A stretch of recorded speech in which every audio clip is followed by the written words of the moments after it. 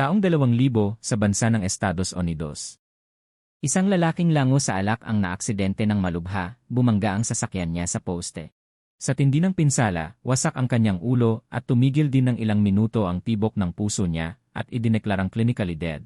Habang patay ang kanyang katawan, ayon sa kanyang salaysay, nakaramdam ako ng kapayapaan na hindi ko maipaliwanag, may liwanag, hindi masakit sa mata, at isang presensya na puno ng pagmamahal.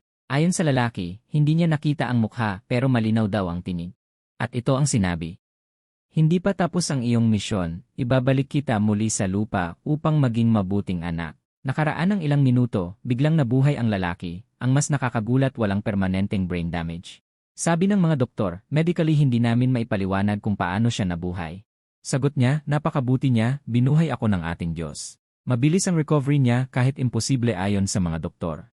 Pagkatapos ng pangyayari, iniwan ng lalaki ang dating masamang pamumuhay, naging aktibo sa pagtulong sa kapwa, ginugol niya ang buhay sa pagbabahagi ng pananampalataya kay Jesus. Juan Kabanata 11, talata 25. Ako ang pagkabuhay na mag-uli at ang buhay, ang sumasampalataya sa akin ay bagamat siya'y mamamatay ay muling mabubuhay. Amen.